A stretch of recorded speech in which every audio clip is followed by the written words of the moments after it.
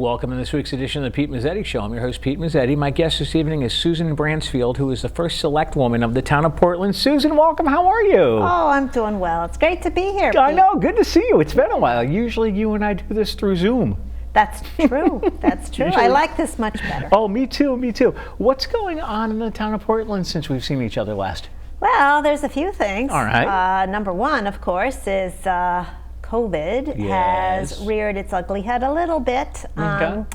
I checked our numbers and we were up the last week. We are serviced by Chatham Health District. Yep. We're a member of Chatham Health. Sure. And they told us we were up, and I am telling everyone in the town that our municipal offices, if you're going to enter either the town hall or the police department, any of the fire departments and so forth, senior center, you have to wear a face covering. Yes.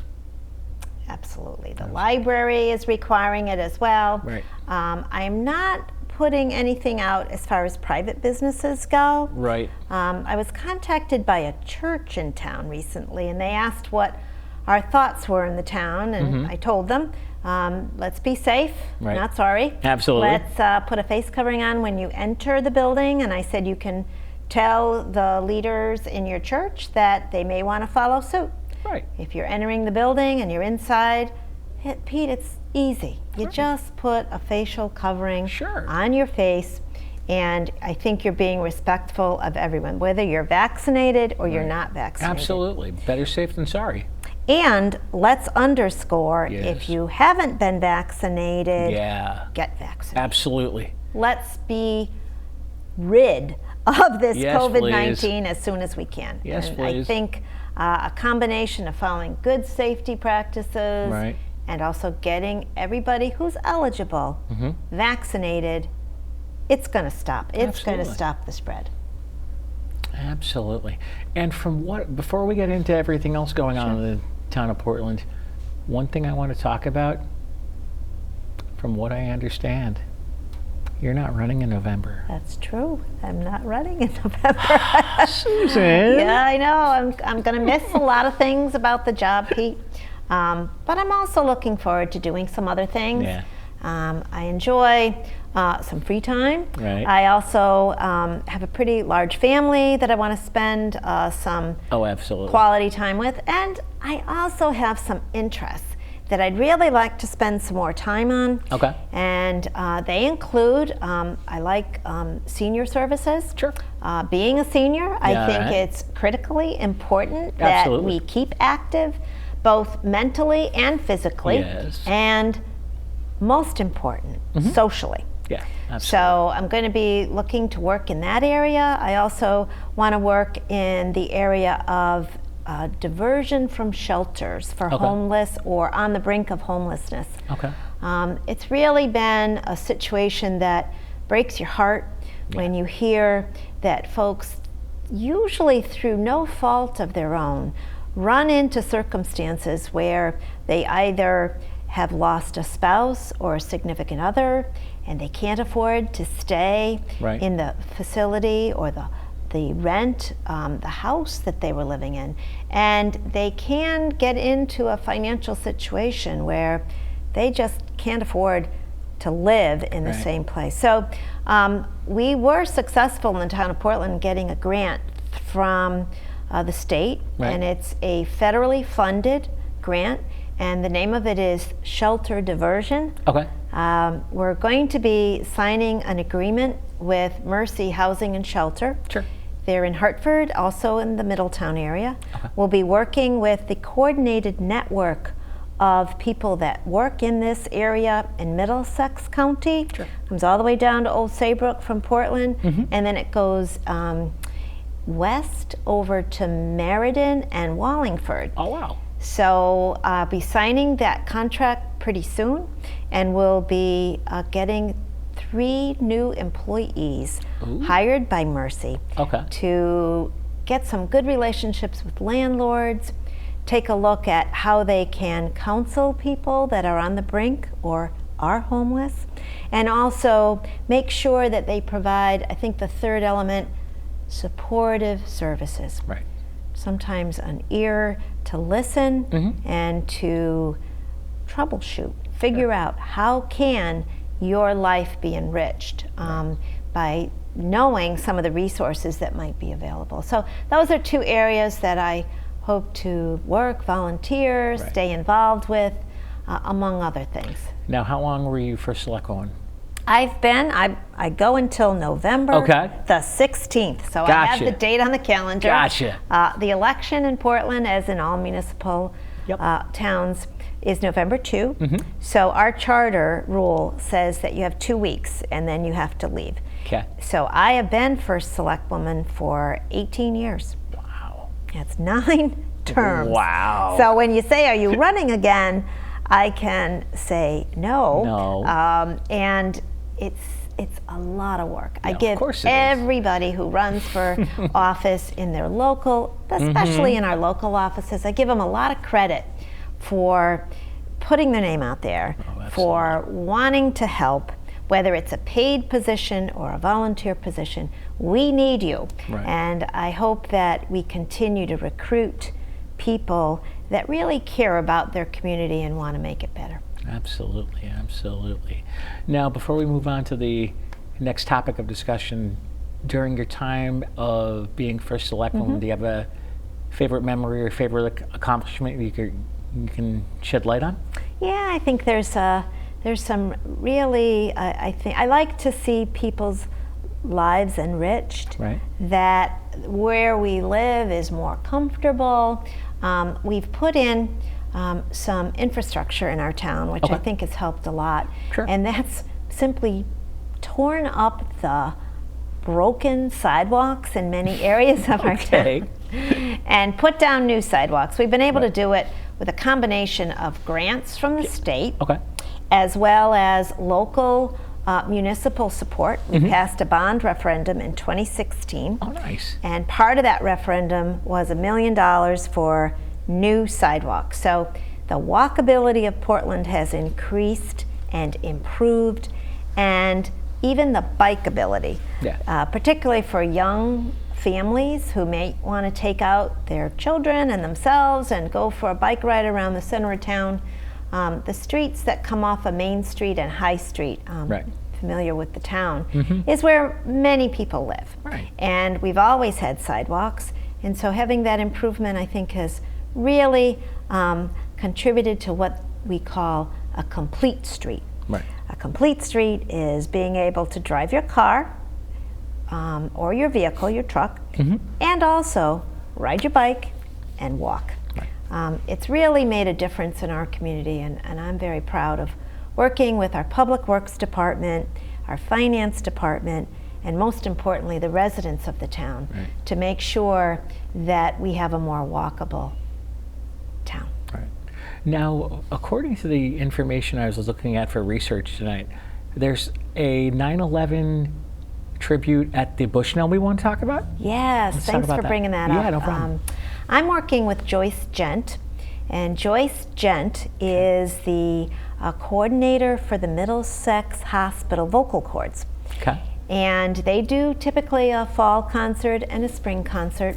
And 10 years ago, when I was first selectman also, she planned a tribute to the 9/11 victims, both those who passed away and lost their lives, the family members that were left behind, as well as all of the fire, police, emergency personnel that responded to that horrible, horrible tragedy. And now 20 years has passed, which is amazing, isn't it? It really is. It is.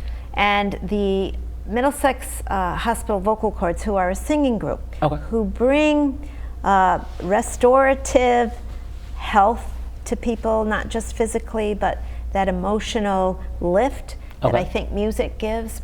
They've also invited a bagpipe organization to come in. And I think most importantly, they have invited members of the police and fire departments in Middletown, Portland, and the city of Hartford. Mayor Bronin will say a few words. Luke is a friend of mine. I've worked with him on Connecticut Conference of Municipalities. He's really very honored to be able to say a few words to say thank you and know that you're still a part of our soul, this 9/11 tragedy. As well as Susan Beisowitz, who is also a friend to Portland and me. Absolutely. And she's our lieutenant governor, and she's going to say a few words too. But most importantly, it'll be a great gathering of people. Tickets are available through the Bushnell box office, and I hope many of your listeners and viewers can attend. It'll be worthwhile. Absolutely. It'll be in the great big part of the Bushnell, and it should be a really, really good day to pay tribute to 9/11. Susan, would you mind sticking around for another segment? Sure, I'd love to. We'll be right back. Hi, everyone. Al Roker here. As a guy with his own catchphrase, I appreciate that Smokey's only said, "Only you can prevent wildfires." But I'm filling in because there's a lot more to report. Like when there are parched or windy conditions out there, you gotta be extra careful with things like burning yard waste. After all, wildfires can start anywhere, even in your neck of the woods. Go to SmokeyBear.com to learn more about wildfire prevention. The COVID-19 vaccines can be our chance to get back to our plans, who we are, what we miss, to get back to each other, to life. But it's okay to have questions, like, how were the vaccines tested? In rigorous clinical trials among adults of diverse backgrounds. Can the vaccines give you COVID-19? You cannot get COVID-19 from a vaccine. Why should I get vaccinated? Protecting yourself also helps protect the people around you.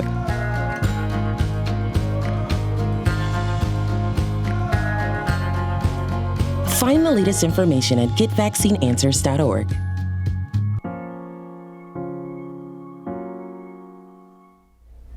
Welcome back to this week's edition of the Pete Mezzetti Show. I'm Pete Mezzetti, sitting here with Susan Bransfield, who's the first Selectwoman of the town of Portland. Susan, welcome back. Thank you, Pete. Thank you. Susan, so let's open up this segment talking about the labyrinth in the town of Portland. Sure.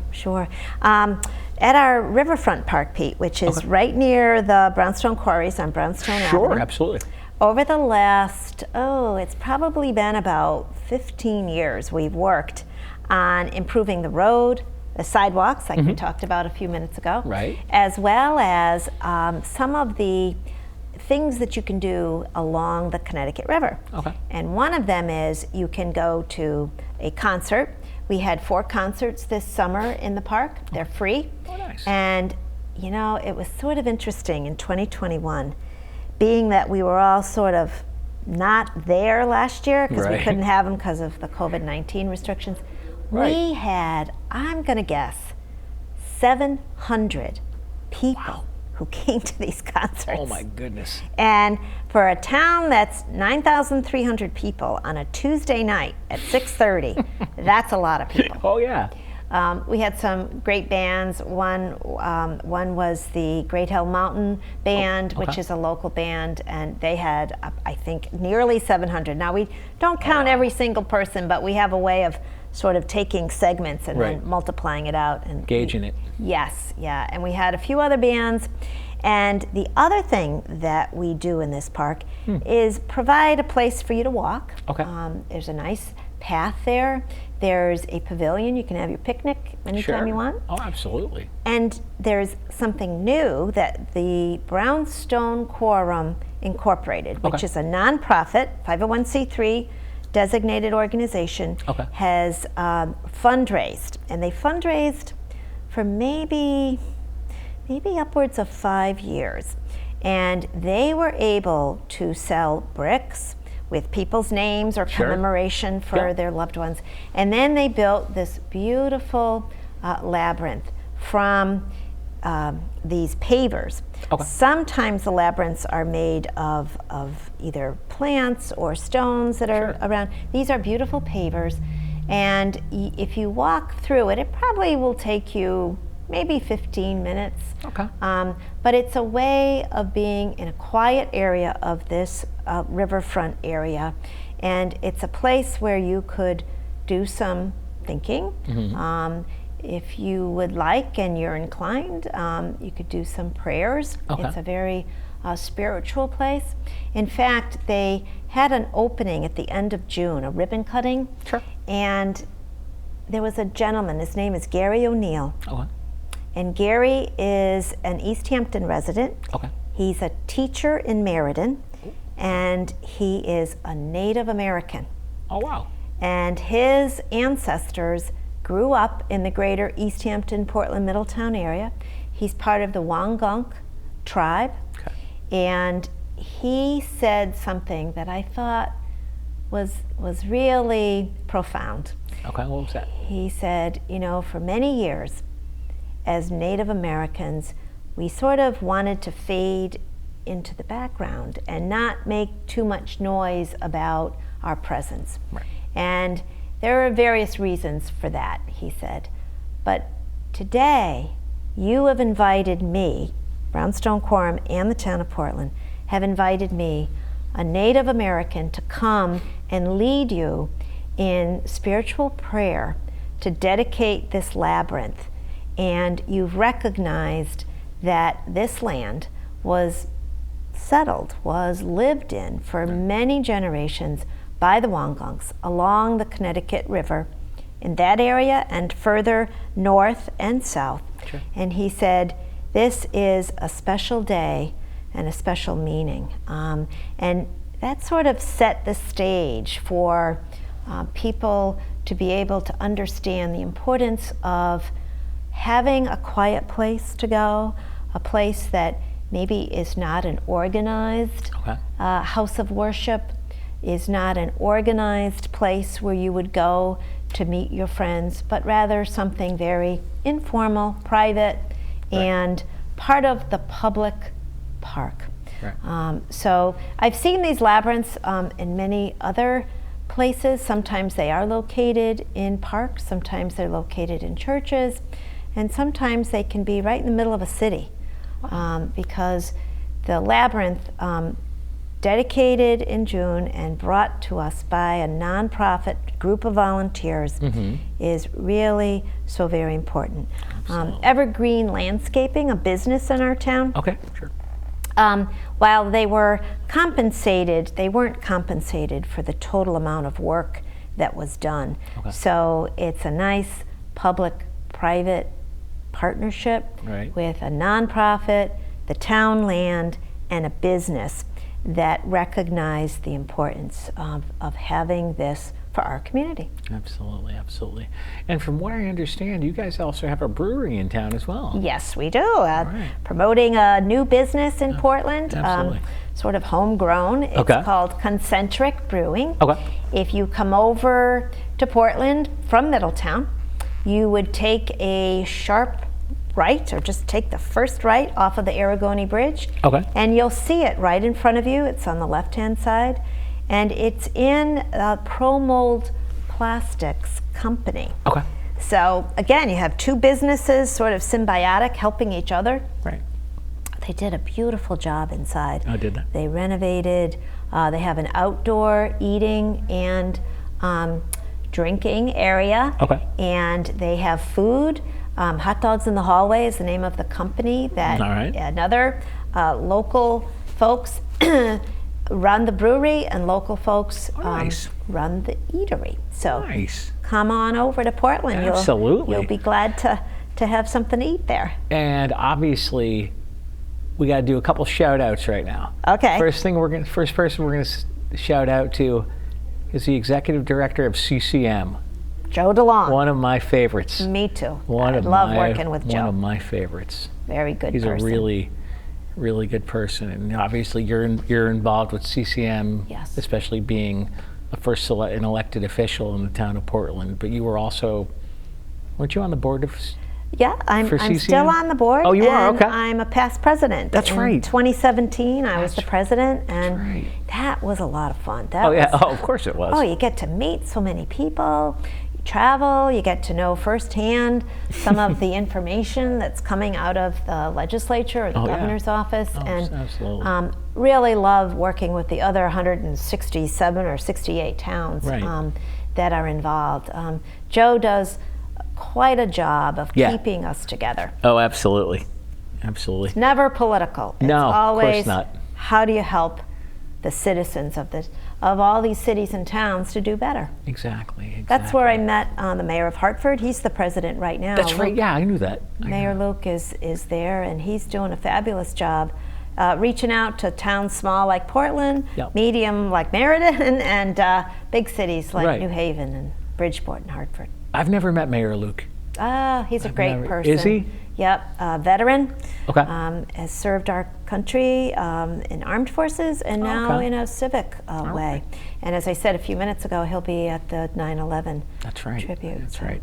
So tell us a little bit more about the 9/11 tribute. When, where, and what time? Okay. It starts at 2 o'clock in the afternoon. Okay. It will be at the Bushnell Auditorium, and it will be on September 11th, 2021, which is a Saturday afternoon.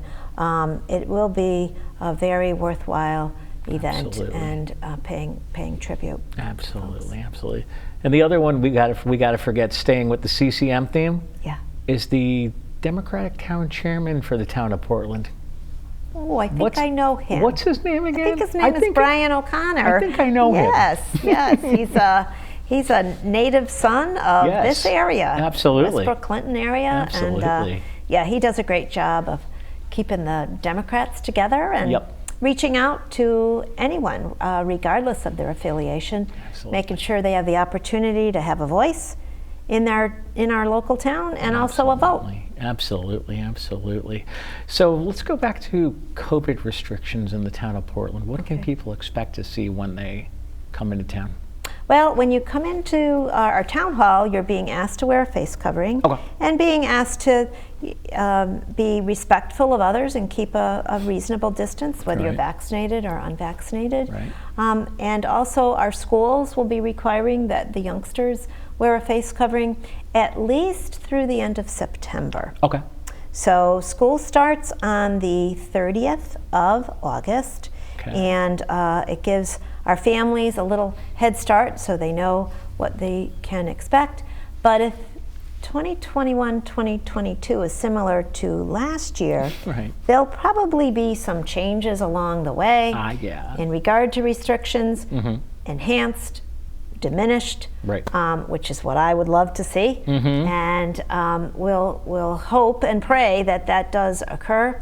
And I think, get vaccinated.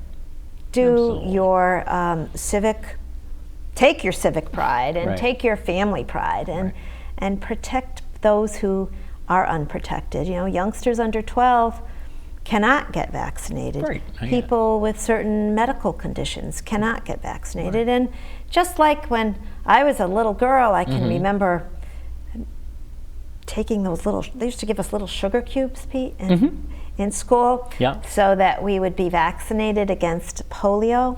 And I still remember seeing people my age, a little younger, a little older, who did get polio and couldn't walk because their legs weren't as long on both sides, or their muscles were diminished, or some other situation occurred for them. So we know how important it is to respect those diseases out there. And if we have a way to fight them, if there's things in that toolbox, we ought to take them out and use them. Absolutely. Now, as far as schools go in the town of Portland, what are they going to look like when schools go back into session? Are they going to be remotely? Are they going to be in person? No, they're all in person. We did have a remote Academy of Learning last year, and they carried it through the whole year for those families that felt it was right for them. But they announced in June that this coming year there would not be a remote learning, that youngsters will be appropriately protected with the best scientific advice that we can, which is that face covering and keeping your distance. Absolutely. If there's extenuating circumstances, Charles Britton, who's our superintendent, said they will make accommodations. He's really a great superintendent. He's well respected, and he cares deeply about youngsters' well-being and education. As he said to me, look, their safety, their well-being is number one. The education is the easy part. Right. We know how to educate kids. Absolutely. He's a former college professor, as well as a leader as a principal in another district in Connecticut.